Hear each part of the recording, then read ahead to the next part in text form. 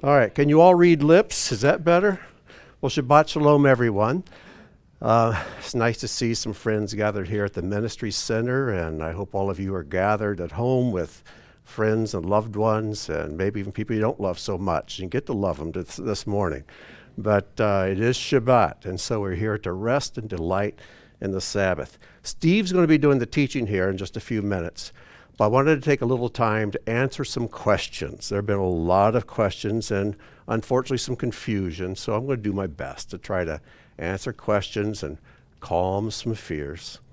And, as you know, Beth Tikkun's kind of going a new direction because we don't have a building, and we're going through some changes. So some of the questions that have come up, that have come to me, are these. So let's just take them one at a time. Number one. Is the community of Beth Tikkun dissolving? No. Read my lips. No, not at all. It may seem that way because we're not on the same place at the same time, but we're not dissolving. It's unless you call children growing up, getting married, and moving up to another house dissolving the family. It's not. It's expanding the family. And this is a growth for Beth Tikkun, and this is a good thing. So, and the next question is, why small groups instead of how we used to do things? Well, for one thing, we were kicked out of a building, and we do not have a building that is centrally located where we can all gather every week. And also, God has put it upon our hearts that He wants us to move beyond the walls of just a church building. Not against church buildings, but we're at a point where God wants us to grow. He wants us to grow leadership, and that can be done by leaders operating in small groups. He wants to develop more discipleship, more community, more intimate connection between people, and this happens best in small groups. But with that said, we're also going to be gathering together as a very large group once a month. I was hoping we could do that this coming Shabbat, but because of technical things or whatever, we're going to postpone that to the first Shabbat in February. Another question, why is the building in Wadsworth, why are we meeting a building way out in Wadsworth instead of something centrally located? Because we couldn't find a centrally located building. Don't doubt for a moment we didn't try. There were no doors open to us, none at all. But God bless the godly pastors out in Wadsworth who have rolled out the red carpet for us. But it's quite a long ways to drive for many people. So that's the closest building that we could find. Another question, is it consistent with the plan forward for there to be a small group meeting at the Wadsworth building weekly? You know, this is something I had to overcome because at first, as some men suggested and desired to meet in the church building over there in Wadsworth, I was resistant at first, I confess, but as I've prayed about it and received good counsel, I realized that number one, logistically, families that have lots of children, it just works out best for them to have a larger venue to meet in. And second of all, most importantly, the hearts of the men and the fathers, husbands who want to meet there are not rebellious. These are godly men.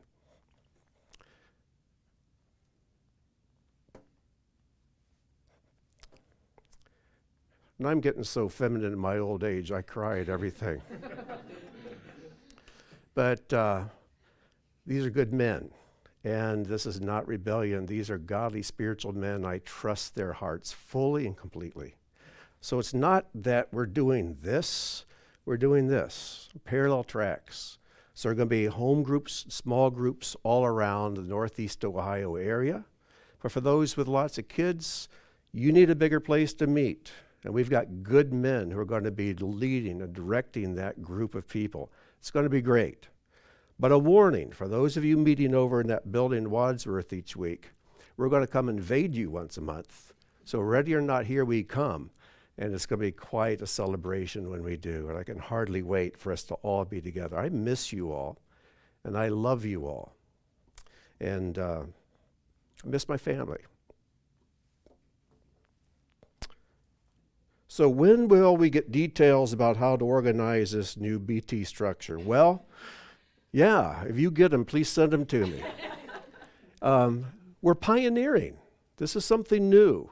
And right now, because there's a pandemic and we are kind of forced to meet in homes for a while at least, we have to kind of be gradual and careful. And for those who are have a compromised immune system or because other health issues can't meet with other people, then you have to do the best you can. But as you begin to feel comfortable of having another family, another couple, another individual come join you, then do so. And we're going to be hearing from you. And because some of us have had a lot of experience with small home fellowships, we know some of the difficulties that can happen, some of the problems that can and will arise, and how to address them. So we are going to be in touch. As Robin put it, it's no man left behind. We are here to serve you. We're going to be doing everything we can to help you and make this successful, because I really believe that in the troubled days are coming, and there are troubled days coming. This is going to sustain us. It's going to give us longevity. It's going to carry us into the future successfully with a strong, strong community made up of disciples and mature men and women and godly children. One thing I do want to share is this. I know for a fact that the enemy is terrified of what we are doing. And he wants to spread the fear around. And whatever fear you're feeling about the future of Beth Tikkun, it doesn't come from God. It comes from him. So when you start feeling fearful, and this is something I felt as well at certain times, I realize this fear isn't from him. This is a fear that the enemy feels about what we're doing.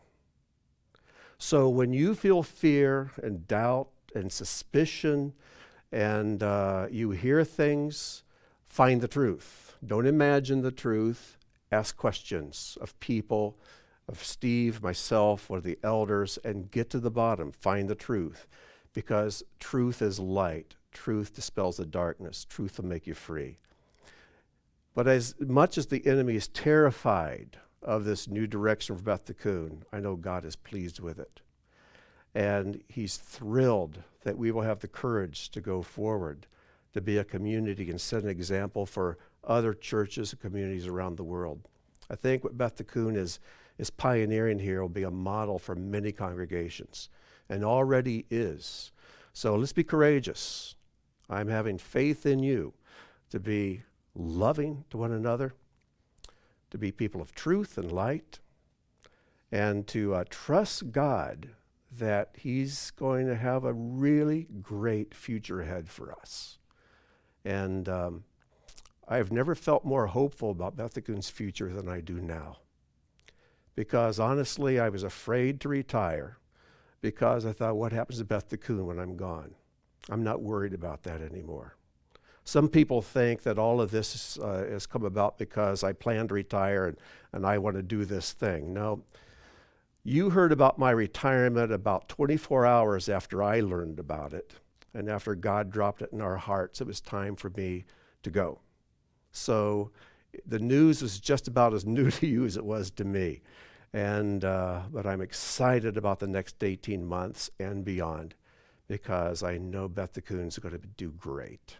And I have faith in you that you're going to be strong and loving and faithful to God.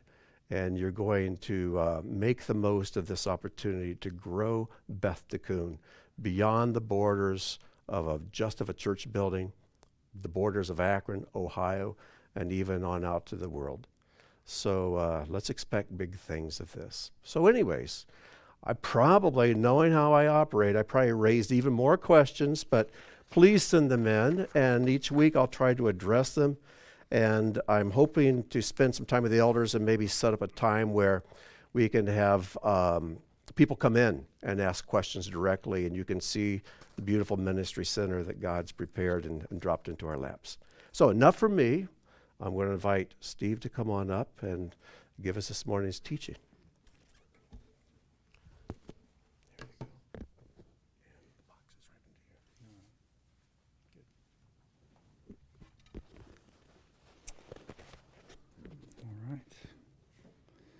Well, good. Thank you, Grant. and I think you probably covered a lot of questions and probably didn't raise that many more, but there are surely going to be more after I'm finished. So, yeah, I'm working on, first time up at the plate here to pull this down a little bit here. Did that help? Oh, this. Okay, now I got it. Okay, good. Thank you, David. By the way, a lot of guys come up early in the mornings here, an hour or two early to come set up all of this so that we can all be together. And I just want to recognize Matthew and David and Tim, who come up and set things up often so that we can hear one another and see one another for an hour and receive the teaching. So I appreciate you guys very much. Today I'm going to move fairly quickly because I think I've prepared a hydrant to put out a match. So brace up, here it comes. I'm going to try not to lay it all on you, but only the parts that seem to be important as we go along. I did want to talk about an address. Grant asked me a week or two ago when we were talking in here one evening. Grant said, I need you to speak the first week. Would you do that? I said, sure. And as we were talking more, I got on a topic and he said, you need to do that. That's what you need to talk about. So that's why we're where we are today. And as I prayed about it and thought about it more thoughts came to me, and I'm really excited to share with everybody the thoughts that are prepared. We're going to have in just a few minutes. I want to first of all say, along with the Shabbat Shalom, Happy New Year to everybody. And I'm excited. I set goals for every year. I love goal setting. After I learned to do it in my late teens, I started doing it, and I find it's really helpful. And I accomplish a whole lot more when I've done that. So I like new beginnings. I like to start new things, and I like to dream big, and I like to start something fresh and something new. I like to complete things, but I really like to start things. So today we're going to talk about big things, by the way, important things, big thoughts, big concepts that we're going to talk about in the context of small assembly, in that for us, we're meeting in about 20 in here today or so, and some of you are at home, just one single, or maybe mom, dad, and a couple of kids running around, and so we're in small groupings all over the place right now. And so but as we're in small gatherings, I want to talk about some very big things with us today. My topic is the Great Kahal, how God's people survive and thrive in times of trouble. Kahal is the Hebrew word for the assembly, for the gatherings, translated sometimes the church. These days we might refer to it as the church, but it's the collecting of God's people and Him with them. And so we want to take a look at how in the past and currently how we get through, and how actually not only get through troubled times, but we expand, we grow, we thrive, we mature through all of that, and great positive things happen during those times, because it's been the history of God's people from the beginning. We've always gone through times of trouble, tribulation, persecution, hardship, right? And we've come out every time. And here we are as living illustrations of the fact that the Kahal of God is great and powerful and will not be defeated. And so we are representing that. In fact, we're living through a new phrase of that. I'm getting ahead of myself a little bit, so I'm going to back it up, okay? Because I prepared a lot of stuff, might as well show it to you. So today, I want to talk about the objectives, not objections, but the objectives and the obstacles facing us at Beth Tikkun during the lockdown. And some of you in other countries who are listening in, too. I call it the lockdown. I don't really know what it is, but the limiting factors around us because of COVID primarily, and then sometimes government or legal restrictions or boundaries that are given to us. And so how do we handle those, or what do we do during those so that we continue to grow and thrive and mature and nurture one another and so forth? So we're going to talk about the objectives, what we're really after, clearly what we're after, and then the obstacles and how to face them during this time of being quarantined or locked down or limited in some way. And then at the end, I want to give a little history about a big topic, and we'll talk about that. So quickly, just to catch us up, 2020 through 2021, we've experienced this temporary lockdown. It's a time where we are not gathering in one place, but we're gathering in many places, often in our homes. And so during this time, we are many people are trying to figure out, what do I do and how do I do it? I'm at home. It's myself, maybe just me, myself and 2 or 3 children, or myself and my husband or my wife, and maybe one other friend has come in, or if another couple's with us, but still it's different than what we normally experience. And so what am I supposed to do during this 30 minutes, hour, 2 hours, and how do I do it? So today I have some ideas for us on that, and to deal specifically with 5 things that are the most common obstacles, or the most common concerns of people as they try to move from things being done in a bigger assembly for us, where we really are participants and observers, to those who actually kind of have to come up with what are we going to do and lead it ourselves and be engaged ourselves. So we're going to look at those here in just a minute. Again, we're going to talk about particularly the family gatherings. I'm thinking about you at your home. This is temporary. It's during this next few weeks. We hope it will eventually, we'll get to have opportunities to be more together. But if it's just you and your husband or wife and your children and maybe a friend or two, what are we going to do? What are your objectives? What are our objectives? I think the objectives are these. They're clear. The first of all, to nurture one another. That's to help one another to grow and stay strong and keep going. It's to give us food, like mothers nurture their children by both with food and instruction and comfort and cheering them on and scolding them sometimes. But the idea is to keep us moving forward, to nurture us, to have personal growth in both understanding and what I call maturity. That's applying God's word. So we want to keep learning God's word. We also want to learn how to apply it. Actually, we want to experience the application of it in our lives. And it's a great opportunity to do that. Greater than it sometimes in the past when we, I'll get to that again in a minute too. All right, so we want to increase the levels of relationship and connection between one another and between ourselves and Him. So there's a personal relationship level, not just information and application, but there's experience of God and this friendship, this interacting with one another that is so wonderful, that is so much becoming a body. I mean, if I had a finger and it worked fine, but I laid it over here apart from me, it wouldn't be nearly as great as if I had it on me, right? When I'm connected. So being able to truly connect with one another in an interactive way, not just in an assembly way, but in an interactive, talking and helping and serving and listening and commiserating with and groaning with and cheering for one another because we know what's going on in one another's lives. This can happen in a great way for you and your family at home, or you and a few others who are close by who you're meeting with. Really, it's a super opportunity for that. And we'll talk about that some more as well. So, the family gathering, if I can offer to you, here's a very simple outline for what you can do. And let's just keep in mind, simple. Keep it simple. Mr. Carr was an old man, he was in his 70s, which is not so old to me as it once was. But when I was in my about 19, I remember talking to Brother Carr, who was an elder at our church, and he was dying. And I went to his home with a preacher who was kind of coaching me along. And I asked Brother Carr, because he was dying, and I thought it would be wise to ask him a question. So I said, Brother Carr, what's the most important thing you've learned in your life that you would tell me as a young man? And he said, and it kind of was, working to get it out without much energy, as he really was within a week or so of dying. He said, keep it simple, Steve. Keep it simple. And that's been a great motto or lesson or rule of thumb for life, really. And so we're going to keep this simple by keeping it doable and effective for individuals and for the family gathering. It should be something that's not complicated. Don't try to be complicated. Don't try to duplicate what we've been doing together for many years at Beth Tikkun, or what you've seen in other churches somewhere.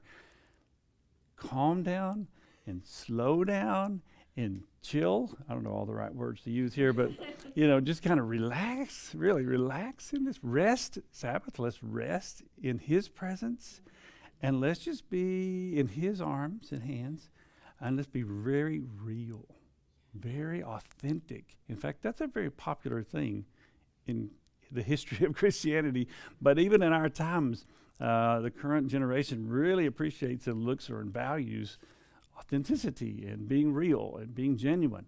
So be genuine. And that means you let your bumps and barnacles show sometimes. And it's okay. You just are honest about it, okay? And so we get to be real. It's not performance. It's not going to be, has to be perfect or all right.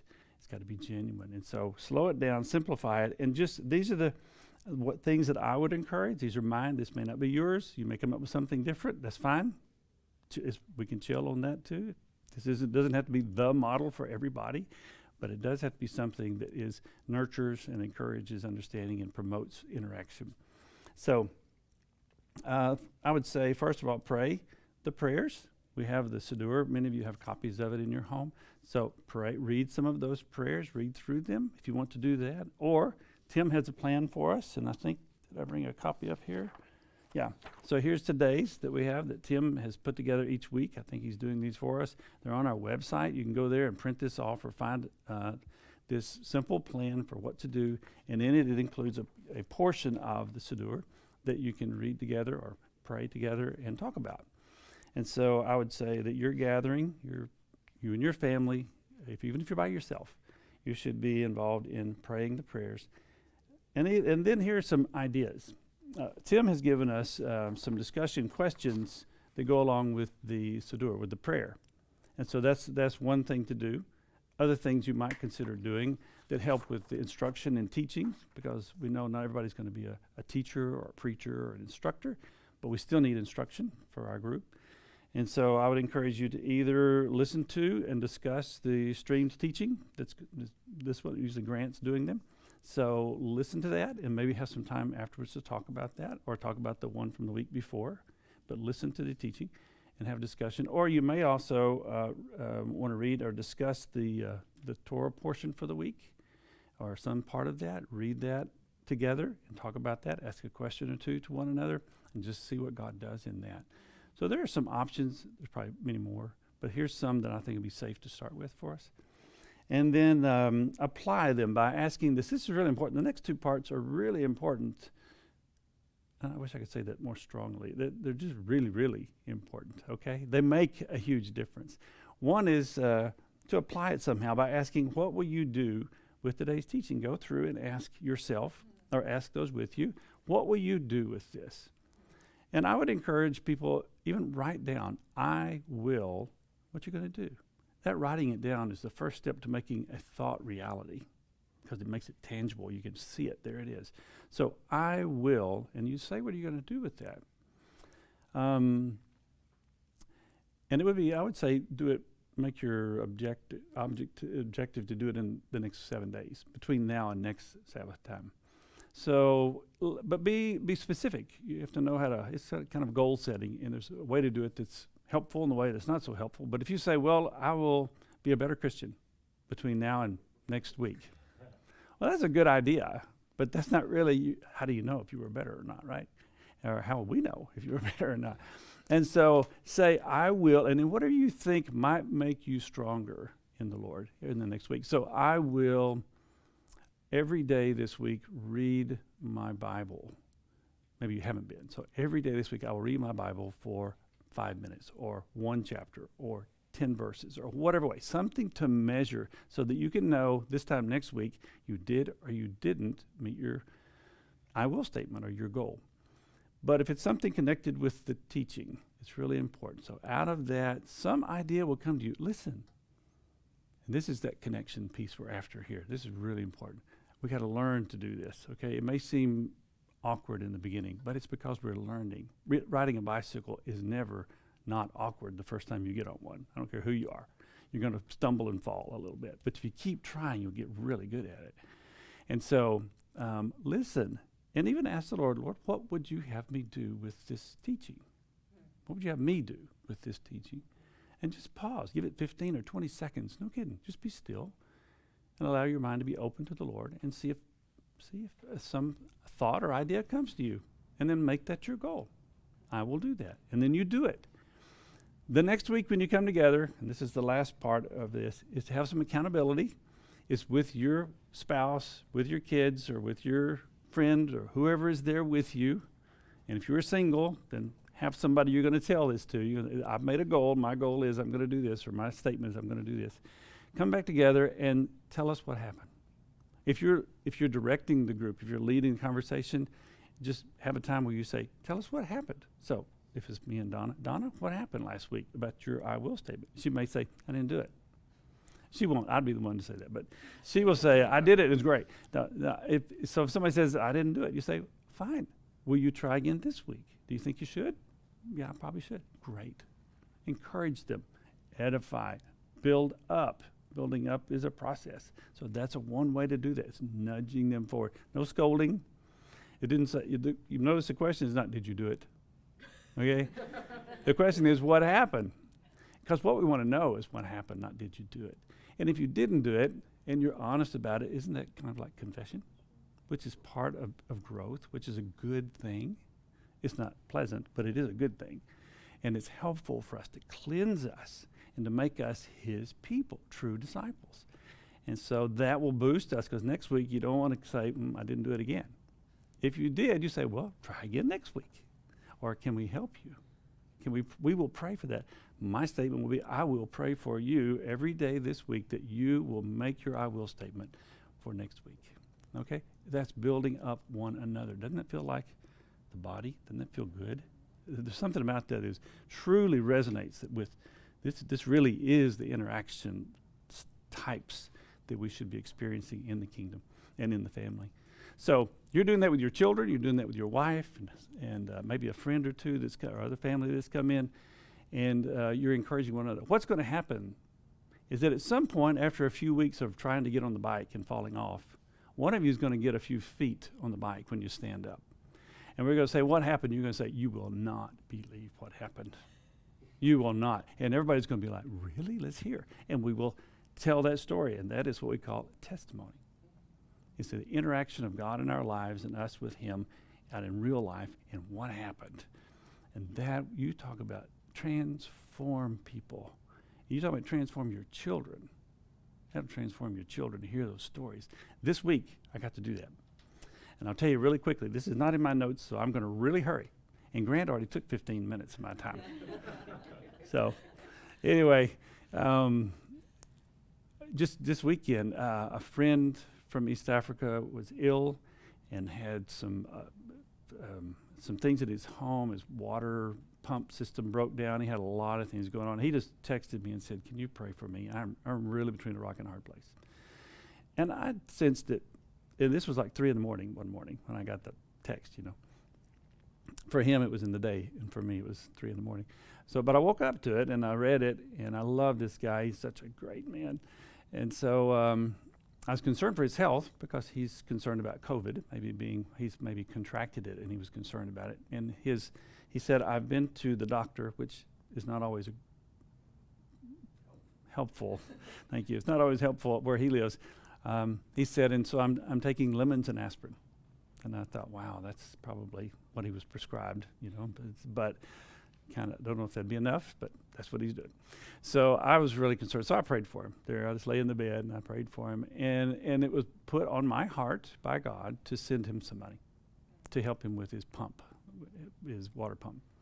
So I was thinking about how to do that and how much, and a figure came to mind, and I thought about it. I said, well, okay, I'll do that. And so fell back to sleep. After praying for him, fell asleep. I woke up the next morning, and on my phone, I was just checking. I texted him and said, I'll be praying for you. I have prayed for you, and we're going to, I think that's all I said at that time. I'll be praying for you. So the next morning, I checked my phone to see if any updates or any response from him, and there was a message, and he was just appreciative of the prayers. And I got a second text from another friend of mine in Kentucky who said, and it was from PayPal, and PayPal where he had transferred some money into Good Soil, which is our ministry fund back in Tennessee. And it was the exact amount of money that I had pledged before the Lord to send my friend for his things. All right, that's a testimony. That's what happened. And I saw your faces. Okay, we're not looking for blitz and bling or whatever you call it. We're not looking for that, but that'll come. And it'll be little stuff and big stuff, but it'll always be wow stuff. And you'll say, yes, there is a God. And your kids will hear that. And I took that and told it to my grandchildren. I gathered them around if they were at the house this weekend. And I pulled them around, the ones that were about from this size up to here. And after we could kind of corral them because they were busy playing and having fun, we pulled them all together and I said, I got to tell you a story. And I told them the story. That's what you do. That's what you do when you're home and it's just you and the family. Just go out there, be faithful, apply God's word every day to your life as best you can, be honest about it, and bring back what happens. All right, we'll keep going. So, but there are some obstacles to this being a pleasant event during this time of lockdown. Not only are we stuck in the house and maybe the weather's kind of gloomy and we want to be outside, we're not seeing our friends, we're not getting together like we would normally enjoy doing. We have some obstacles. There's also some internal stuff. There's uncertainty. We aren't sure what's going to happen and how it's going to go and if we're doing the right thing or the right way. There's also some unfamiliarity. This is awkward for some of us who are not used to speaking or teaching or leading or coming up with ideas for the Sabbath gathering. And there are those and other unique challenges that are involved. So those are the obstacles. And here are 5 of them that I want to talk about very quickly. Because the last part of what I want to talk about is the best part of what I want to talk about today. So I want to get there. First of all, the day itself. Some of us are still new. I still feel very new to the Sabbath gathering and participation in the Sabbath and what goes on and what should go on, what it's all about. I'm still learning. Some of you are still learning. Some of you have been around for a long time, and the day looks different for you now than it had for a while. Which you've become accustomed to. So what would Yeshua do is the way I approach the day itself. And that's what I would encourage you as a family, as a person. Approach the day and ask yourself, what would Yeshua do on this day in his time? And so the concern is, things like I'm not a preacher, I'm not a gifted teacher, I'm new at this, I'm a woman and I'm used to, maybe I shouldn't be doing these things, and maybe a man should be doing some of these things. My kids won't listen to me, so how am I going to get, how are we going to sit and read Siddur and be quiet and say a prayer? How are we going to do all this stuff? The kids are running, bouncing off the walls. Maybe I'm single, I'm by myself. How do I do all of this? So the question is, how do I do a Sabbath day? Because I don't feel qualified. I don't feel like I've got all the pieces. I'm not expert. And my answer is to follow these principles. The Sabbath is a special time in which we are invited by God to join him. So, ask yourself, where is he? Where is he on Shabbat, and what would he be doing in my shoes? So ask the question, if Jesus were here today, what would he be doing? What did he do on Shabbat? And go look in the book. See what he did all through history. Where was God all through history? What did he do, especially Jesus, because he's the visible image for us. So what did Yeshua do on that day? And look at the things he did. He read Moses. We see him doing that, didn't he? So grab your book, start reading a little bit. That's one thing you do. He healed the sick. Go help somebody. Do something good. Be a servant. Serve. That's what he did. He healed the sick. He fed his friends. He spent special time with his father, Abba. He would just take off and go on the mountain or go be alone with him. It's a good idea for us. So whatever you see Yeshua doing on Sabbath, that's a good place to start for yourself or yourselves. It's a good time also to be serving and training the kids. He was with the kids. They were all around, and everybody wanted to shoo them off. And he said, don't do that. This is the way he would said it in Texas. Okay, so where I grew up. He would say, don't you do that. You bring those kids right over here right now. Come here. Bring those babies to me. Come here. I want them right here. Come on up here.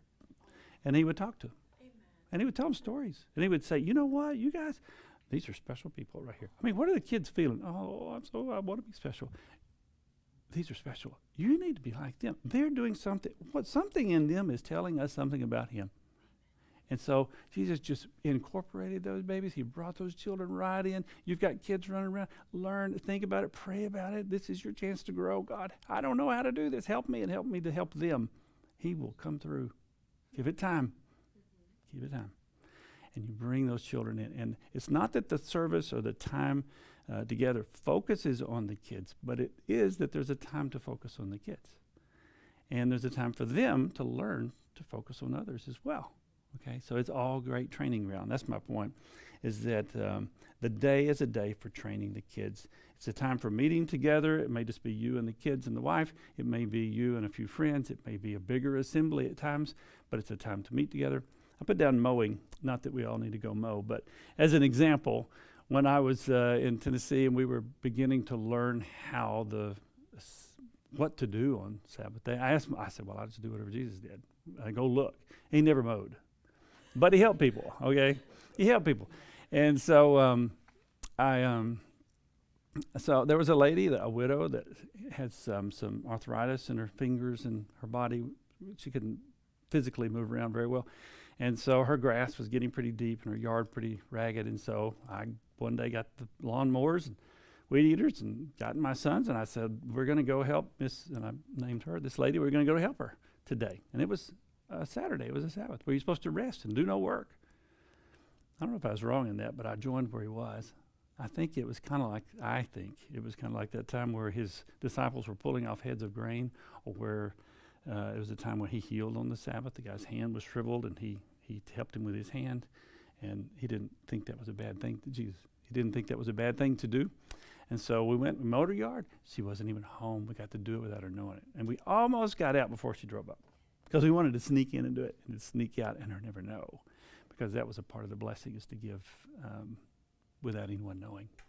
So, but we got in and we blessed her by doing that. That's how we spend our Sabbath. So serve.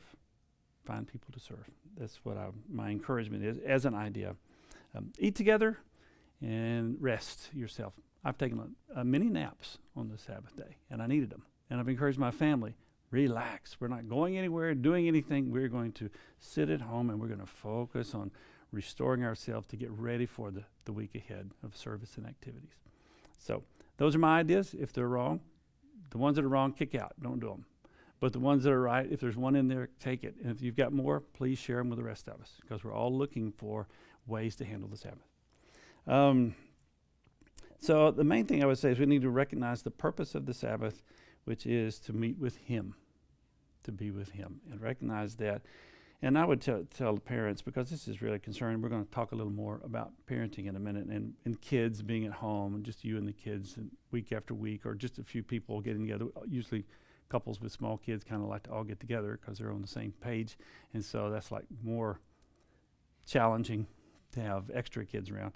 Or grandparents who are trying to have younger couples over, or their kids with grandkids, and the house is not kid-proofed and that kind of thing. So let me just tell you all that rearing godly offspring is worship. It is ministry.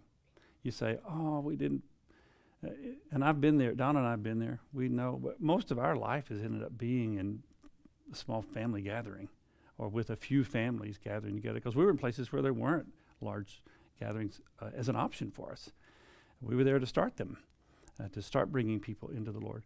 And we ended up spending a lot of time in assembly times that weren't very edifying. I mean, we didn't have a song service that was uplifting, and we couldn't even listen to the whole message because the kids kept interrupting, or one of us had to go out and watch the kids while the other, or, the kids break into an uproar pulling over a toy, or somebody falls and busts their face on the ground, and it interrupts everything. When we went to Africa, the assemblies often had we had chickens coming in and out and getting in fights and making noise. There's a hen that's laying an egg. You know, when a hen lays an egg, she goes over and over until finally, she's laid the egg, and she's like, oh. And so, all right. So, and we had goats coming in the assembly. We had the cows be over there snatching the grass right beside us if we were outside. We had drunks come in the room, and they always wanted to preach. We had demon-possessed a few times, convinced there were demon-possessed people, and they would always want to get mad at me. I was usually up there. They would get mad at him, and they would say things that were awful to say, and everybody's trying to shoo them out quietly. How do you do that? Anyway, we had all kinds of chaos, but you know what?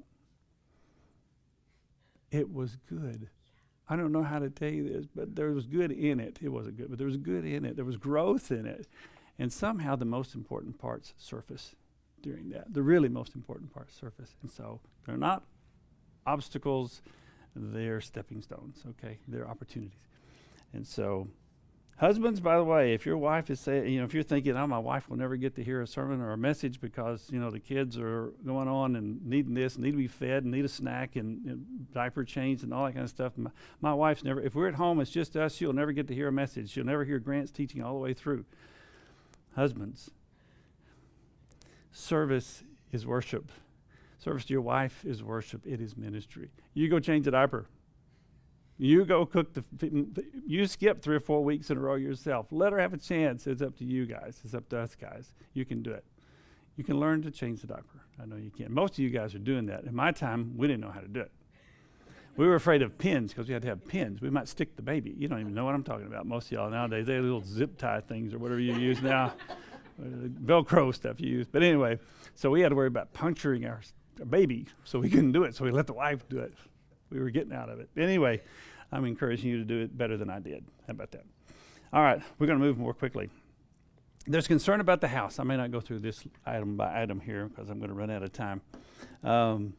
But there may be a concern about the house. You know, I'm concerned our house is too small for if we have a guest over. It's too messy. It's too far away from anybody will want to come out here where we live, or it's not nice enough. People are used to better furniture or better accommodations in some way. And so I just want to, the principle I want you to address is this, or these, I say, that's Martha thinking, and Martha versus Mary thinking. You know, Mary focused on the content and the time with Yeshua, and Martha was worried about all the stuff. And so don't be a Martha thinker. You just got to stop it. You got to just, I got to throw that out. And so in the kingdom, water in Yeshua's name is rewarded. I mean, it doesn't have to be expensive. Just a cup of water. He says, that's good. I'll reward you as much as I would reward a prophet. That's a pretty big deal. That's a big statement. So water, the stuff doesn't matter. A widow's penny is praised by Yeshua. The least is God's blessed platform for a demonstration of his greatness. Still, and I misspelled that, but still, Yeshua is coming. Put out the best plates. That's the motto. Still, let's do our best job. And even if it's mom and dad and 3 or 4 little ones, Yeshua is coming today. What a grand opportunity to teach your kids what the Sabbath really is. Yeshua is going to be with us today. We're going to be with him. Let's get our couch in bedroom, or our couch in living room kind of cleaned up here, and we're going to have a little meal together, and we're going to have a time to talk to him and listen to him, and you can help me get ready. Here, take the dirty clothes and put them out over there. And would you stand here and sweep this little area right here? Just involve them in the preparations for him. It is training their souls. I promise you, it is training their souls. It is good work. Don't miss the beauty of the opportunity, because it is spiritual stuff when it's done for that purpose. It affects the spirit, the soul of a person. So let me encourage you all that have that Mary thinking and not that Martha thinking, and use this opportunity. Yeshua is coming today, and let's get ready for him. Your kids will thrive under that. They will. You may fall off the bicycle a few weeks, but just keep trying, all right? So I wanted to share so many stories with you. I'll have to do it maybe at another time, but I will tell you about the mud in the which one should I do? The mouse in the house. That one sounds the most fun. A friend of mine, in fact, it take time. Oh yeah, you don't know how much I have here, Grant. But thanks. So the mouse in the house, we had friends. In fact, it's this guy that we just told you about. He had a need and he's sick. By the way, he's getting tested. He doesn't have COVID. But anyway, he was hosting us, Donna and I, when we were 24, 25 years old in East Africa. And it was in a little round mud hut. It was made out of mud and stick roof with just grass on the top of it. And the stove, the cook stove, was a hole in the ground with 2 rocks beside it. So a little hole about that size, and a stone here and a stone here that the pot could be set on top of to boil water, boil tea, boil vegetables, and that kind of. So there's like 3 rocks, 2 here, 2 here. You put the sticks in this way. So it's just in the floor, in the mud floor. They had 2 or 3 little stools, which were shorter than this one, but little 4-legged stools, about that tall.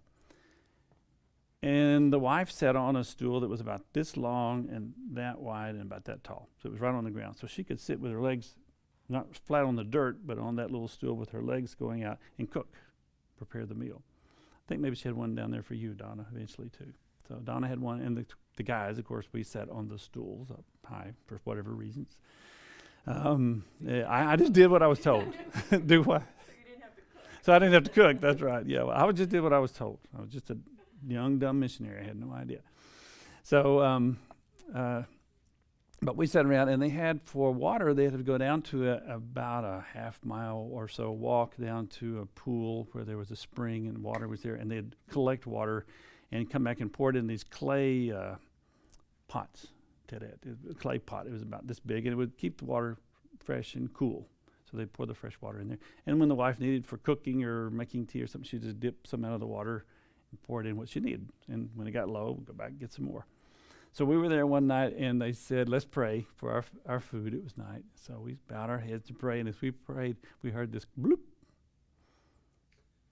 So we ended the prayer and looked up, and the guy, the Kenyan guy, he looked back over, and he took his flashlight and shined it over in the water pot, and there were two little eyes right there, and this little guy going like that, wishing he could get out. So a little mouse had been walking along the edge of the room, and he had dropped in, and he fell right into the water pot. So he just scooped him up and threw him out, and we went right on with our meal.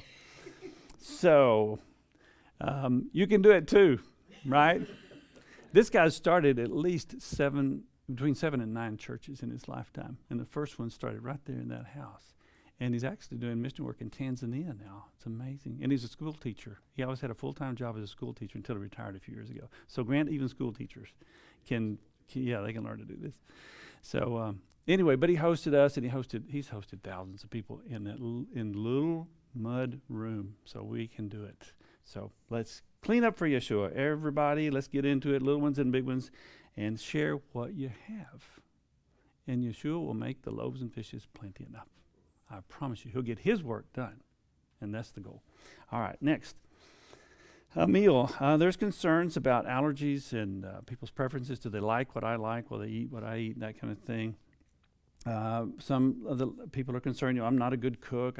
My food may not taste very nice, or we don't have nice tableware. We don't have enough settings. It's kind of mix and match stuff, which we've had all our lives and somehow made it.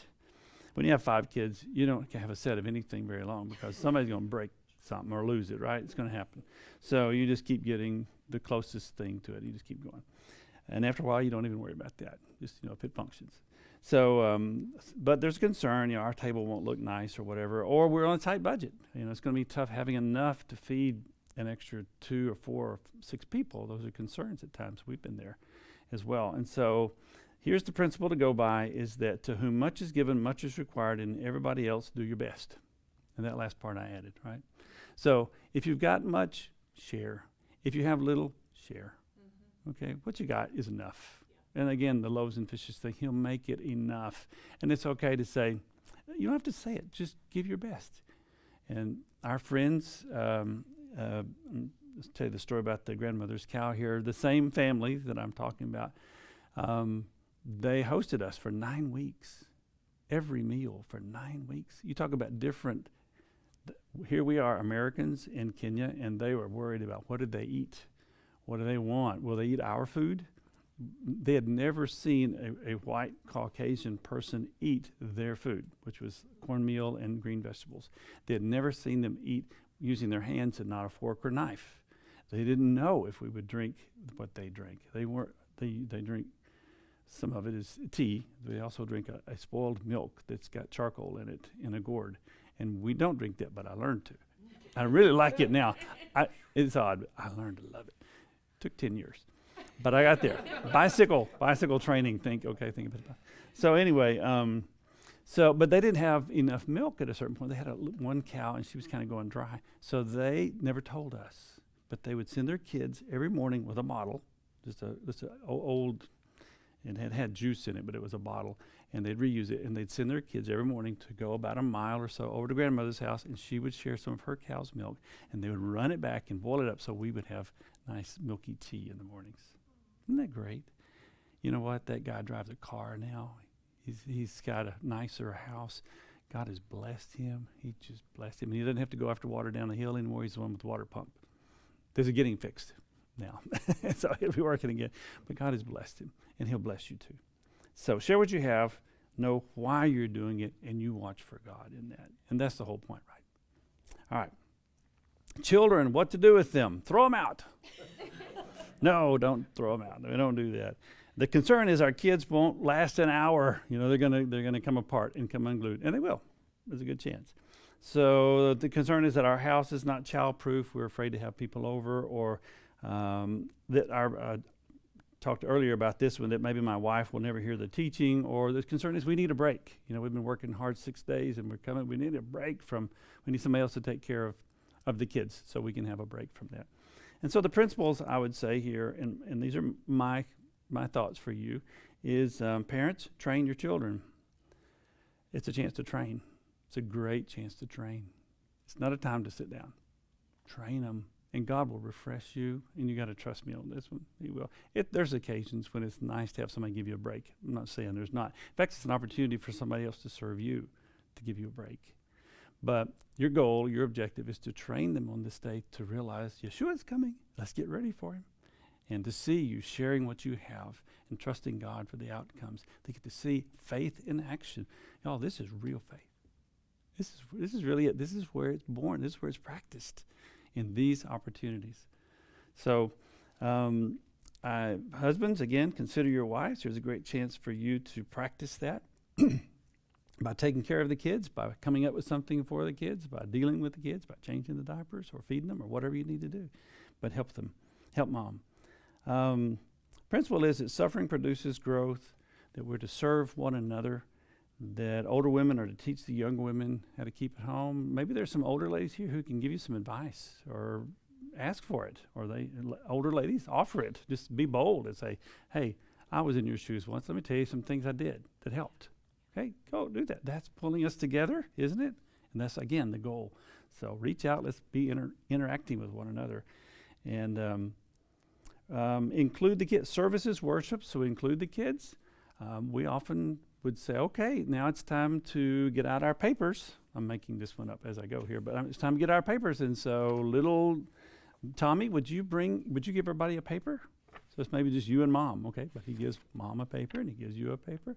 He's served, okay? He's important. He has a role.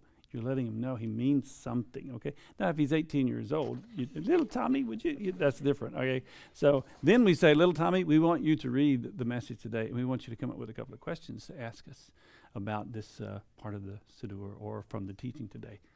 And it includes them as well. And so it's a great opportunity for your kids to be included in service, including preparing the house for guests.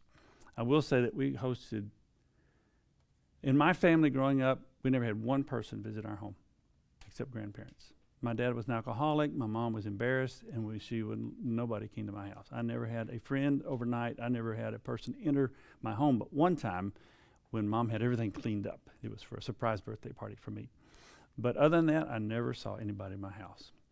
And so I'm not really familiar with hosting and hospitality in general. But Donna didn't have much of a different experience either growing up. I don't think so, no. But the Lord transformed us, and we got to see other families hosting, and we learned from them. And over the years, we've hosted literally thousands of people in our home, even overnight.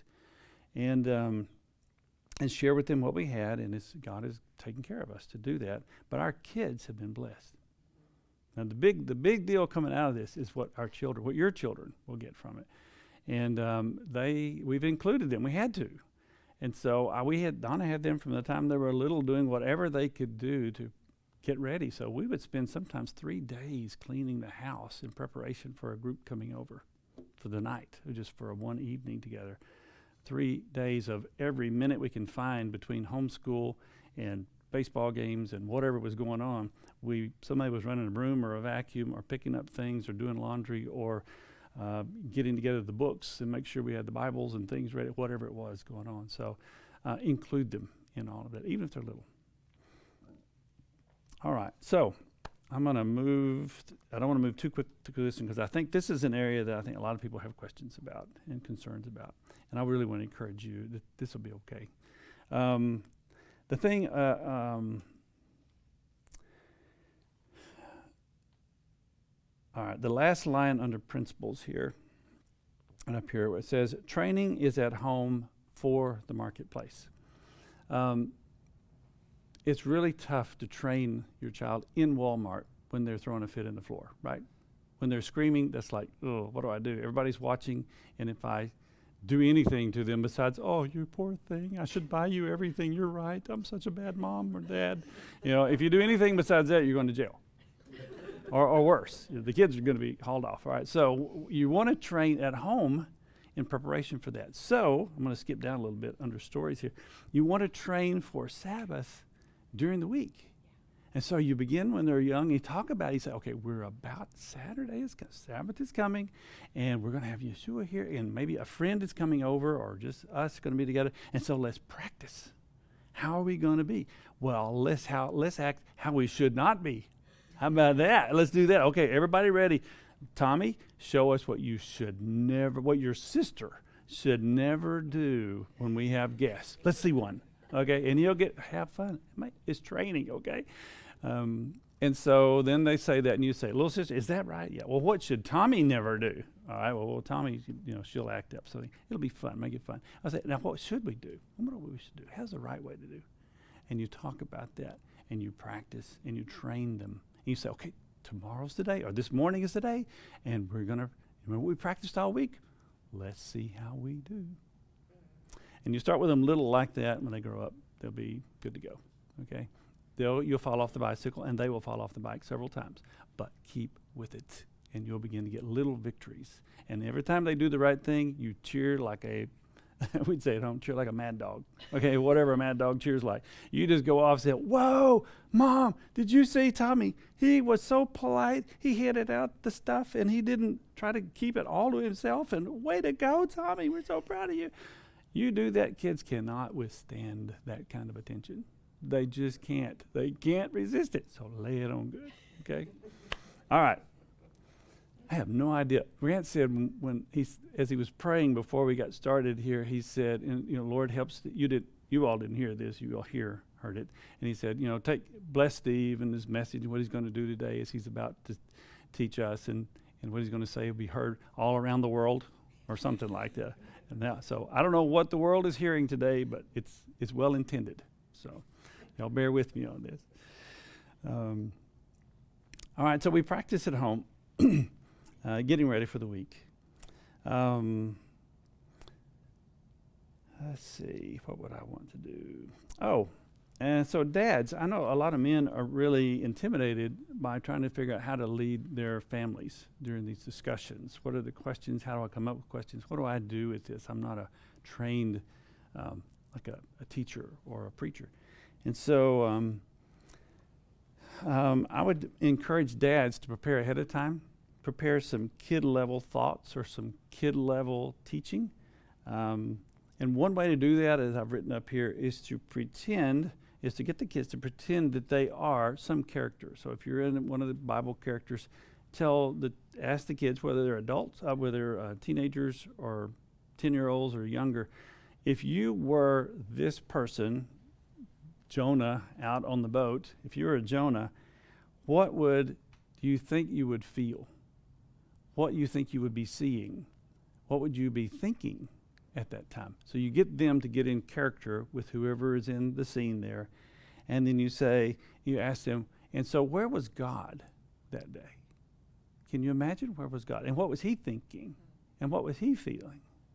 And you get them to put themselves in the scriptures and apply them as if they were there, or sense them as if they were there. And then from that, you can make applications according to the age of the kid in real life, okay? By simply asking, so are there any situations in your day or in these times where a person might feel that or think that or have that experience? They're not going to experience themselves on a boat somewhere, but they're going to experience themselves in a tight place and not knowing what to do, right? So how do you deal with it, all right? So there's where you might do that, dads, as you try to think how to ask the questions. Or moms. I really want the dads to up the game is what I'm after here. You should. All right, so, all right, let's go. Adults, what should we do with ourselves? The response often, but I hadn't thought that much about it, what I'm supposed to do. And that's the problem. This is the opportunity, I should say. We get to think about it. We're forced to think about it. As you're at home alone and you've got to come up with something for Saturday, you You can't wait till Saturday morning and get up and say, oh, yeah, it's here. You really need to start praying about it yourself, and not because there's nobody else to rely upon. So pray about it yourself, and you start asking Monday, what am I going to do? What do you want me to do? Or how do you want us to go forward on Shabbat? And start thinking about it. Seek him because he is seeking you on that day, and so you want to be prepared to meet him. It really is an interaction between you and him, so let it be that. All right, I am going to move quickly to this one. I drew pictures. If there are any children, I tried to include you in this one. Yeah, I drew my pictures with my little finger on the thing here, so it's not very good. But there's a point here, and this is our attitude during trial and tribulation. Here's how we get through. Because the question was, how does the church, how does the Kahal get through in these times of trouble? And I look back at a passage, or what came to mind this week was a passage where Yeshua says, you are Peter, and on this rock I will build my Kahal, and the gates of Hades shall not stand against it. It's a familiar passage to most of us.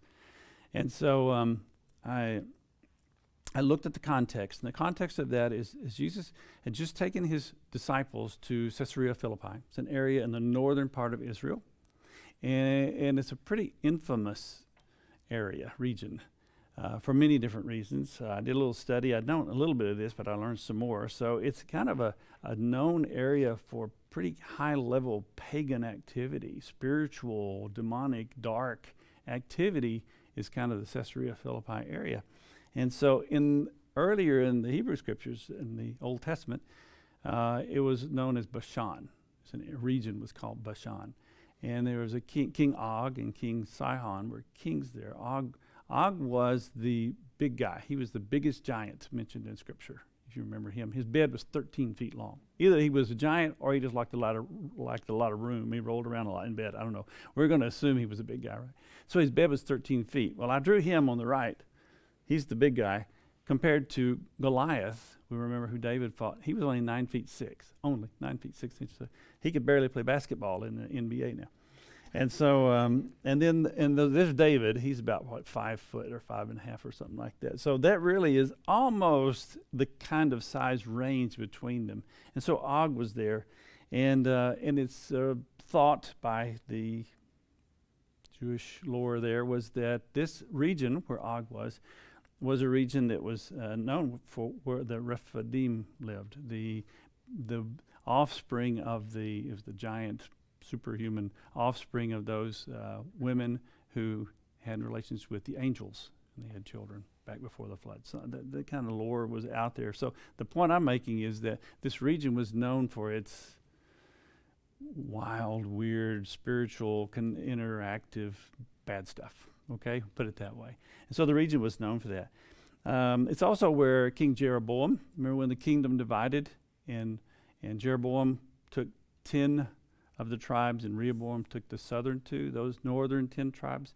King Jeroboam, who was took over the kingdom from after Solomon, he established 2 centers of worship, one in the southern part of Israel and one in the northern part named Dan, both named Dan. The northern part of Dan is in Caesarea Philippi, and it was a place where he put up an altar so that people could worship God there. And it became, later on, that area became known for Baal worship, or had been known for Baal worship, became known, Caesarea Philippi, the city, was built for Zeus, is what I read. I've also heard that it's associated or affiliated with the god Pan. And so it was known as the gate to the underworld. Now, here's my point. This is cool. This is cool. When I saw this, I said, this is cool, God. Way to go. Yeshua takes his men up there on purpose. Okay? He walks them up to this place that everybody kind of knows is kind of like a haunted house, right? It's just kind of scary. You get this little chilly feeling coming up your spine if you believe all that stuff, you know. Then you kind of on your toes. And I'm sure some of those guys were kind of looking around. Okay? So they're there in the middle of that. And right over here is a wall that's got a hole. There's the path. That is the gate to hell, the gate to the underworld. Right there it is. It's a literal place. Okay? There it is. And he takes them right there and he sits them down so they don't miss the point. And he says, Peter, He asked him who I am. He says who he is. He says, Peter, what you just said there. He said, that's true. This is my rendition of this. That's true. And he says, let me tell you something. And right there at that place is a mountain, by the way. It's a rocky, stony outcropping. It's the foot of Mount, is it Haran? Mount Haram? Har. I couldn't remember the mountain right now. So it's the foot of this mountain there where it's, all the bad stuff is there. And he says, on this rock, I think he's talking about the mountain. He's not talking about Peter's statement. He's not even talking about himself. He's saying, right here on this place, from here, I'm gonna build my kingdom from right here, us, right here. I'm gonna build my Kahal, and the gates of Hades will not prevail against it. That right there, all of the stuff that's down there that you're worried about, doesn't have a chance against what I'm about to do with you boys. What I'm about to do in you, us. What we're about to do, it doesn't have a chance. I mean, that was the power, the forces of all kinds of witchcraft and sorcery and who knows what, right? Said it doesn't have a chance. I always had this image. I always pictured it that what Jesus was saying to us there was, it's like the Christians, the church, we're in this big stone castle, like the mountain. It's just stone. It's impenetrable. It's big. And we're inside there, and there's this 1 or 2 foot thick oak door gate that's there, and no arrow, nothing's going to come through. And what Yeshua is saying is we're going to close that and we're going to lock it down from the inside, and I'm going to make sure it stays locked, and those guys cannot come in and bother you. You're safe. That's what I thought. It's the opposite. It's the opposite. What Yeshua was saying is they're in their rock fortress. They think they're safe. They don't have a clue. I'm coming. I'm taking my people. We're coming in there. They don't have a clue. As he launched as he shouldered his missile launcher with a nuclear tip on it and got ready to pull the trigger and said, ready, aim, countdown. Fire in the hole. That's what he was saying. He was saying it's coming. And nothing they have will stop this. That is our approach. That is our attitude during times of trouble. Our attitude is in the face of trial, James says, we rejoice. Consider it joy when you face troubles of all kinds, knowing that it will produce good things, character and hope and faith. We rejoice in that. Yeshua said, you get a better reward for those who are persecuted.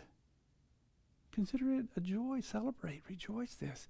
He says before tribulation, Paul says that when I have tribulation, when I'm weak, that's when God is shown to be even stronger. When I'm weak, that's when I'm strong.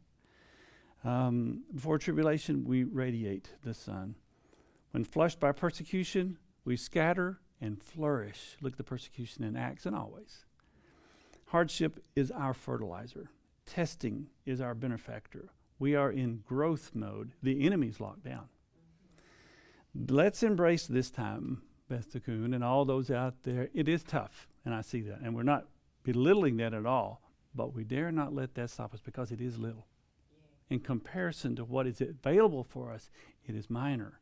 Our temporary and minor trials are achieving for us greater things, far greater things. This is it. We are living it. We're living what the book says right now. We should embrace it. We should embrace. We should welcome. We should thank you and be with us, but thank you. Let's embrace this time and allow it to produce the harvest of righteousness that is intended, because God has intended it for righteous purposes, or he wouldn't let it happen. And God is drawing us nearer, advancing his agenda, moving us toward the greatest assembly of all time in the city of the great King. So let's lead into it. Let's learn from it, and let's mature through it. I'll read you a last thing is just a few lines, a little stanza from a song that I heard just yesterday that I just think is just beautiful and expresses this very well. When the oceans rise and thunders roar, I will soar with you above the storm. Father, you are king over the flood. I will be still and know you are God. And that's how we thrive. That's how we survive, is we remember who the king is. The Great Kahal has a great king, and we're part of it. He is within us. And it's through this that they get to know him too. So I want to encourage everybody, practically, here are a few examples and solutions. Trust him. That's what he wants anyway. Go trust him. Do the best you can. During this temporary time where we're separated from one another, let's just give thanks to him and look for the opportunities there. Include the kids. Be thoughtful about how to make it even a better time to serve one another and connect with him and rely on him. He will help us through this. He really will help us through this. So if you fall off your bicycle, get up and get back on again. You're going to be okay. We'll learn to do it, all right? So may the Lord bless us and bless his kingdom as we at Beth Tikkun do our best to pull into, to receive and embrace the trouble and tribulation that's here in front of us now. And just, if you can do it, if you can muster the energy, tell him thank you. Thank him for it. He will bless you for that. It's a spiritual principle, and we get to live it. May God be with us. May Yeshua's name be lifted high. Love you all. Thanks for listening, everybody. Sorry I went so long. It's Grant's fault.